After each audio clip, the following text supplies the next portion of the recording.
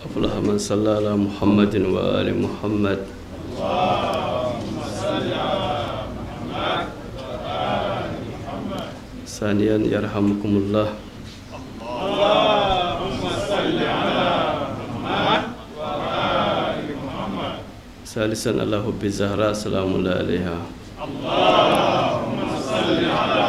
محمد وآل محمد. رابعة على حب الحسين عليه السلام. اللهم صل على محمد وآل محمد. خامسة على تعجيل فرج مولانا صاحب الزمان.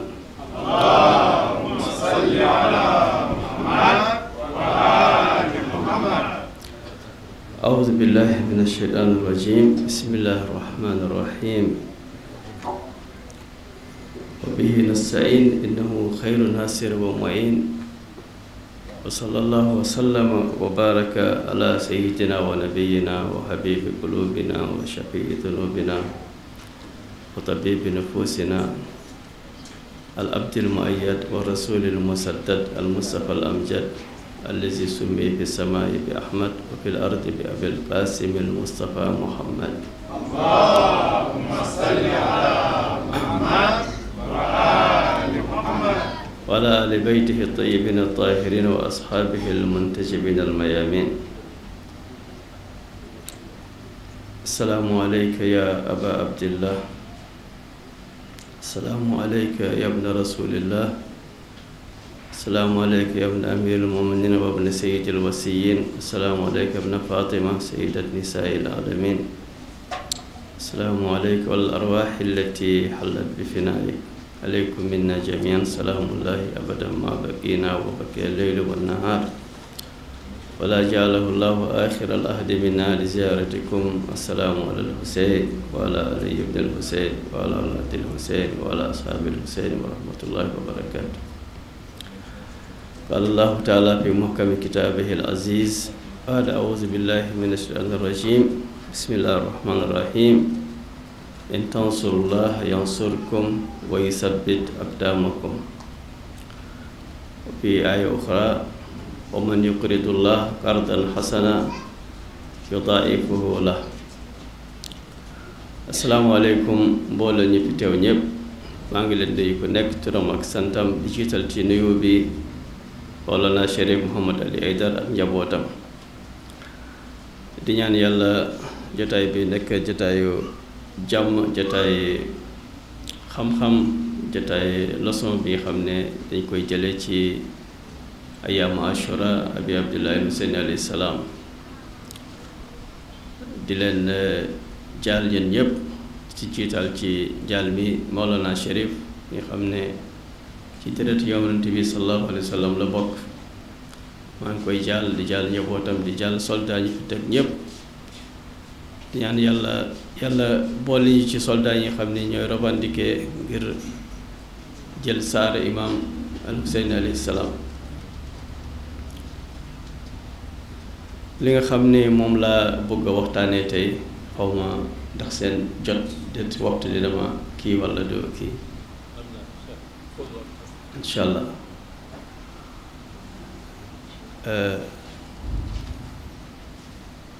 thème bi daanaka nii la tëddee mooy Banu Umayya ñi nga xam ne ñoom ñoo def musib bu mel nii ci islaam fan lañu jaar ak ban moyen lañu utiliser ba ñu mën a am résultat bu négatif bu mel ni dem ba tolloo ci rendi jabootu yonant te dara du leen ci fekk. thème bu yaatu la xam naa ni waxtaan ci benn jotaay sax doyul mais dinaa jéem a joxoon yenn point yu am solo ci mbir boobu. xam nga ni suñu borom tabaaraka wa taala dafa am ñaari iraada mu ñaari volonté yi mu bëgg. benn bi ñu ngi koy tuddee iraada tashri'iyya ak beneen bi ñu xam ne koy tuddee iraada takwini. tashri'iyya mooy lépp li nga xam ne bëgg na ko mais def ci boolewaale volonté ki nga xam ne moo koy jëf c'est-à-dire volonté ki nga xam ne moo koy jëf ci condition pour jëf jooju mun a am. su ma doon joxe misaal par exemple léegi salle bi soo bëggoon lumière am ci salle bi danga soxla benn électricité mu ñëw mu installé ay fil moo def ay lampe mu installé ay contact mais yooyu yëpp indiwul lumière li indi lumière gannaaw ba ngay jokkaloo ak centrale bi nga xam ne mooy joxe électricité condition bu mujj bi pour lumière mën a am mooy yow nga laal bouton bi nga bës contact bi boo ko laalee rek de fii daal day leer nañ kon sa volonté bi nga xam ne moom mooy dernière étape moom moo tax nga am lumière soo toogoon fii nga ne man duma bës contact bi malgré que électricité bi installé na lépp def na tout lépp li nga xam ne dañu ko soxla def na ko waaye lu des rek mooy yow mi nga xam ne yaa soxla lumière nga bës contact bi lumière ñëw defoo ko lumière du fi mus a am ba yowmal qiyaam xanaa keneen ñëw bës ko ku dul yow mais yow tant que yaa ko soxla te kenn defu ku dul yow yaa ko war a def lumière du fi mus a am. loolu daanaka ci reet tashri yi daf mel ni loolu mooy condition bi xam ne moom la yàlla def mooy jëf balaa muy am ci bitti il faut volonté doomu aadama intervenir mooy soo ko deful du mus a am ba yowmal qiyaam. donc léegi imam Hussein alayhi salaam même su fekkoon yóbbu nañu ko Karbala wër nañu ko indi ay jaasi indi ay fas tere ko ndox def lu ne su fekkee volonté rey ko amul woon du de kenn du ko rey. loolu tuddee iraada tashri'i mooy volonté doomu aadama mooy dernière étape pour affaire bu mun a am takwin yi nag mooy mi nga xam ne yàlla day wax rek kun fa yakun nekkal mu nekk kooku du tàggoo kenn du soxla ndigal kenn du diisoo ak kenn kooku na nekk na mu nekk kooku ci yàlla la aaju la am kii relation am relation ak nit du tàggoo nit du waxtaan ak moom du jël conseil am du xool nii la wala nii la moom bu bëggee rek loolu day am. léegi nag dëgg ak fen walla safaan ba ñoom ñaar depuis àdduna bi mu bindoo ba léegi xeex moo nekk seen diggante ku ci nekk dafa bëgg am ndam ci kaw sa morom dëgg day xeex wut ay ngànnaay pour am ndam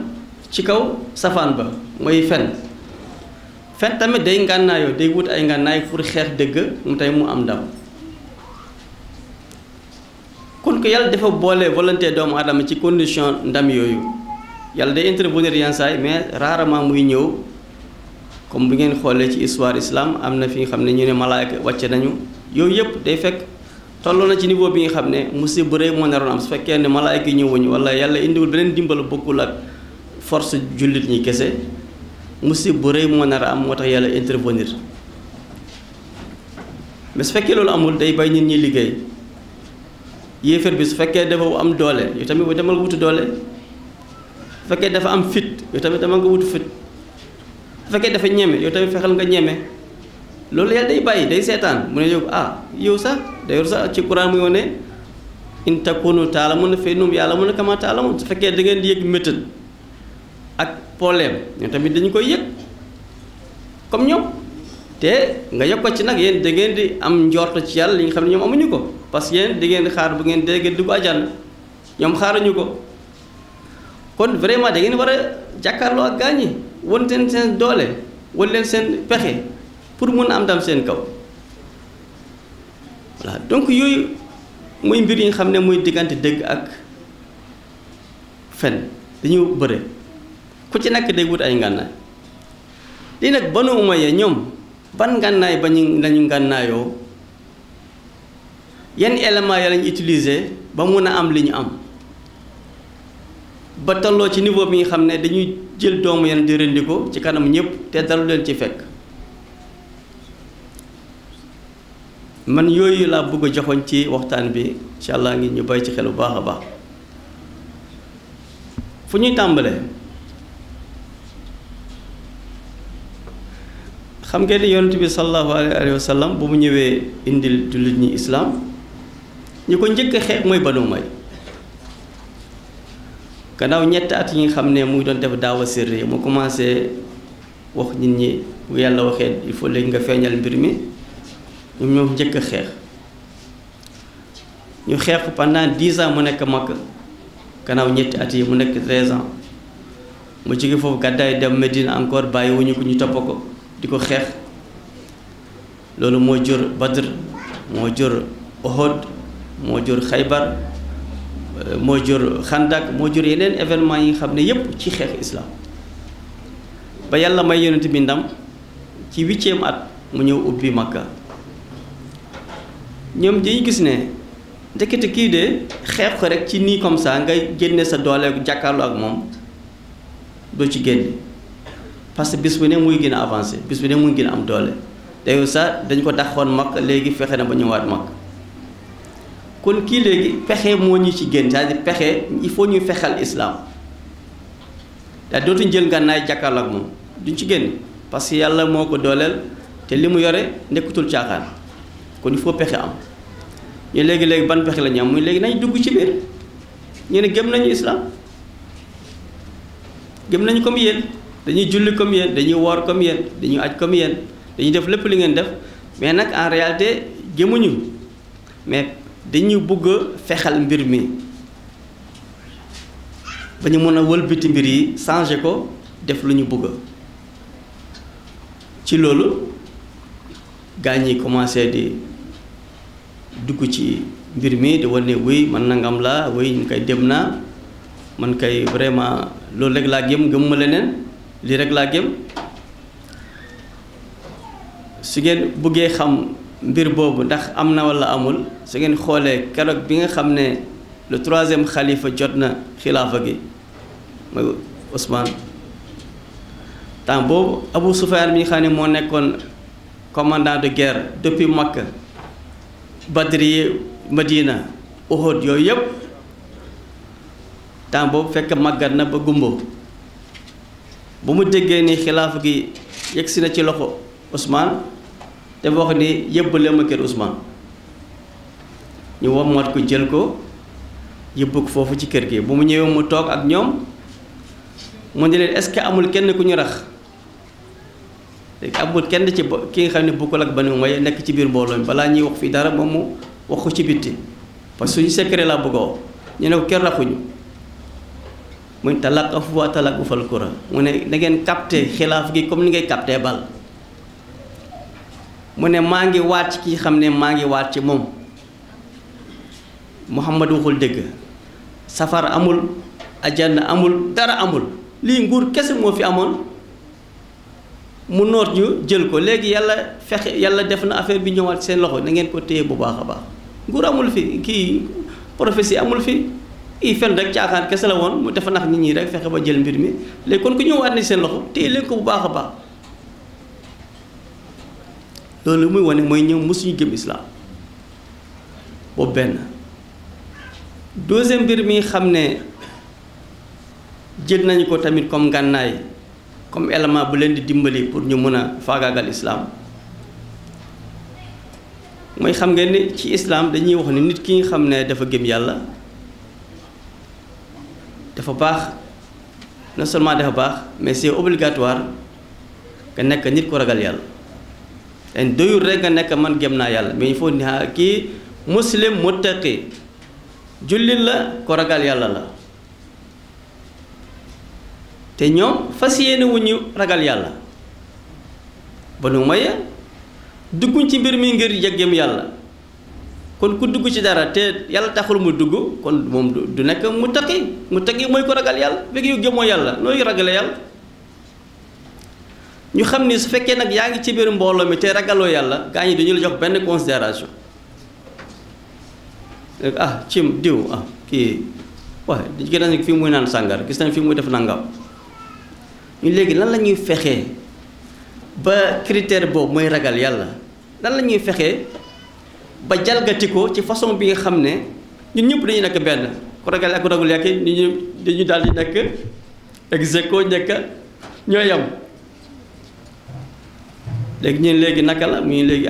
kooku de dafa laaj ñi xam ne ñooy boroom xam-xam yi ci ñooñu ngeen di jaar pour loolu mën a am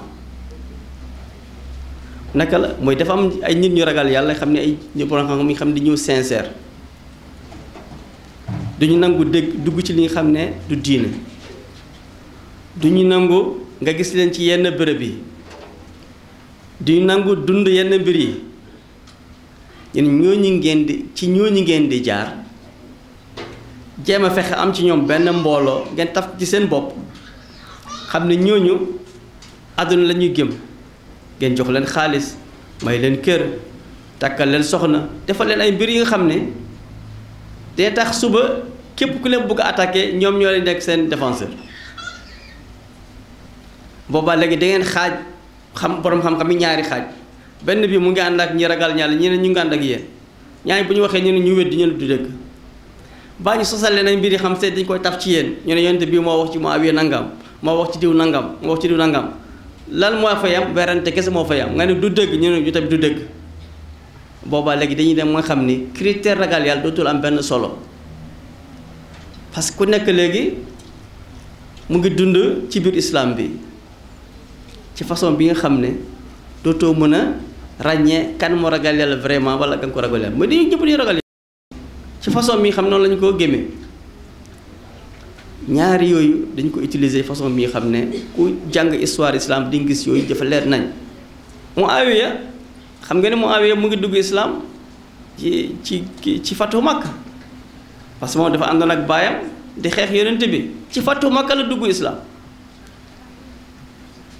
waaye fexe nañu ba taf ci moom benn tur bu ñu tuddee kaatibul wahyi ñaari at dong la dund ak yonent bi parce que yonent bi sana saamina 8e année la hijriya la ubbi Makka ñaari at mu génn àdduna parce que sana 11 hijriya mooy safar yaani janaaw ñaari at ak ñaari weer mu génn àdduna imam Ali mi xam ne ci loxo yonent bi la juddoo moo ko yar moom amul tur kaatibul wahyi amu ko saa soo déggee ci histoire yi sax ñu ne kaatibul wahyi rek Muawiya lañ ci jublu waaw kii xam ne ci këru islam la juddoo muy wax ni ma amul benn aay bu wàcc te man yëguma ko soo ma laajee lépp loo ma laaj alquran mun naa la tontu kooku amul tur kaatibul wahyi mais Muawiya lañ jagleel tur boobu loolu tamit may na leen doole parce que léegi boo bëgg attaqué Muawiya mu ne ko yow da ngay attaqué kaatibul wahyi ki xam ne moo doon bindal yonent bi verset yi bu ñu doon wàcce moo ko doon bindal nga attaqué ko xanaa dangaa rep bokk na ci li leen dëgëral encore da ngeen xam ne yonent bi sallallahu alayhi wa sallam moom dafa amoon benn politique yërmande mooy fexe ba ñëpp dugg ci udxulu fi silmi kaafa amul woon xol soxor pour bëgg a buntu xatal nit ñi wala mbugal leen wala dañ jëm jahannam déedéet moom dafa doon yaatal ci façon mi nga xam ne ku nekk mun na ci xej dem na ba yàlla may ko mu tàkk sóoru Muawiya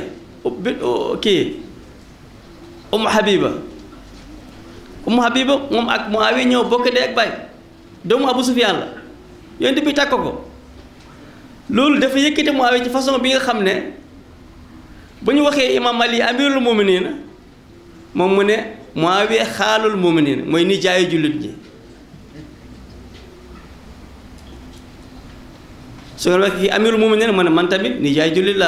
jullit ñi la xaalul mu'minin pourquoi parce que yéen bi dafa takkoon suñu sœur kon ñun ñooy nijaayu jullit ñi loolu tamit joué na rôle bu négatif ci wàllu gaañu ni ñu nootee jullit ñi ak indi ba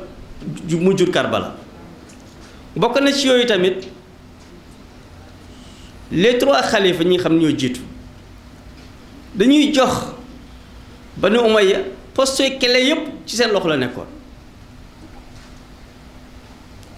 poste clé yi nga xam ne mu ngi nekkoon ci état islamique bi les gouverneurs les wulaat yooyu ñëpp daanaka 99%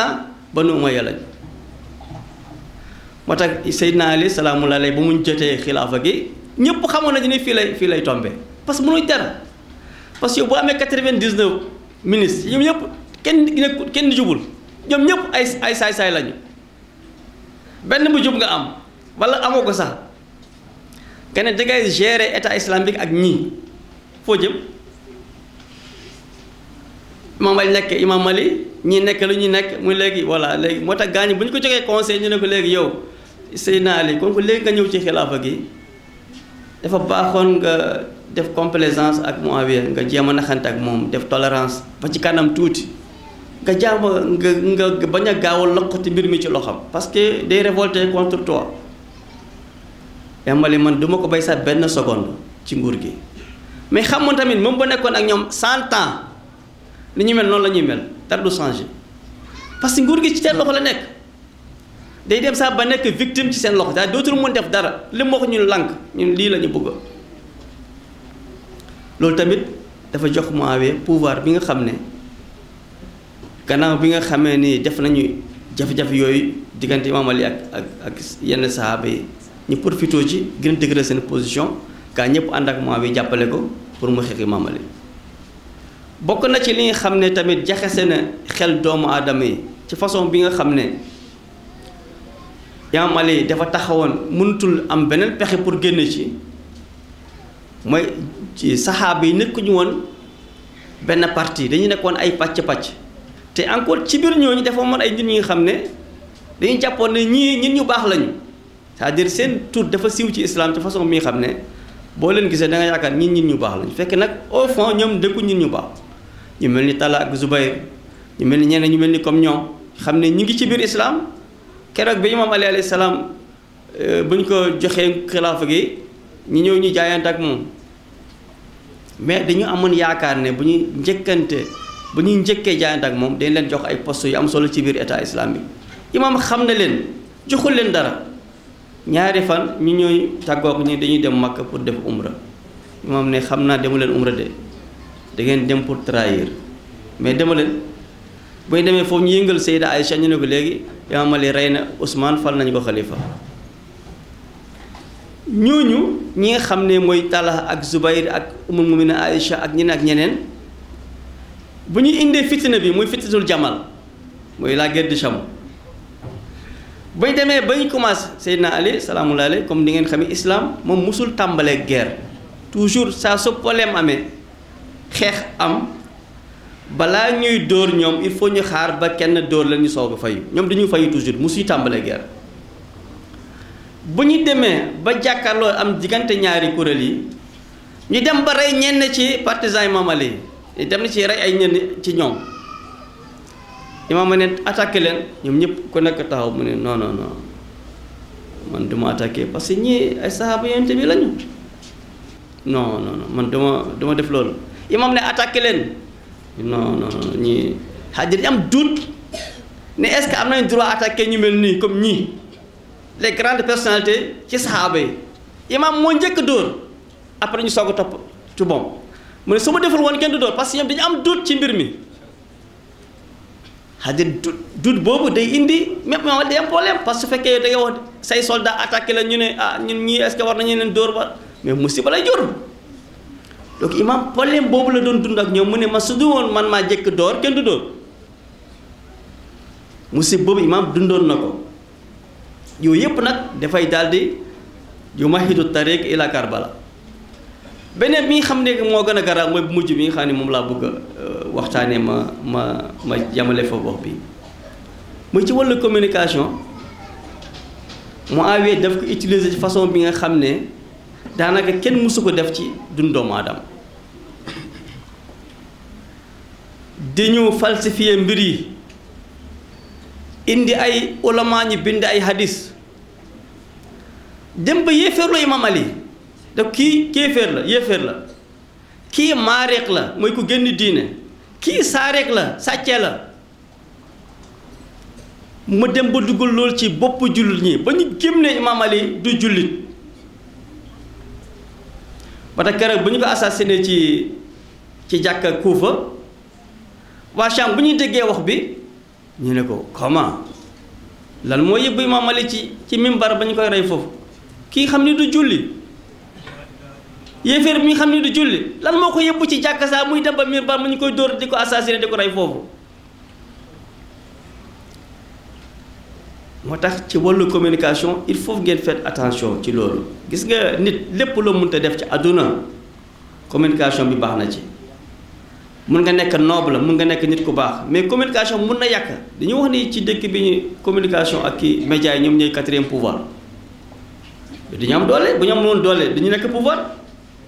mun nañu nekk dëgg bu weex tal ñu soppi ko def ko fen bu ñuul kuk rumeur yi fexe nañu ba jaxase mbir yi ci façon mi xam ne ñi dañu am doute sax ci ahlul bayt lii moo indi keroog ci bu ñu reyee imaam Ali imaam Hussein Hassan Fallou nekk xalifa imaam Ali mais imaam Ali Hussein su leen waxee def leen nangam kenn du def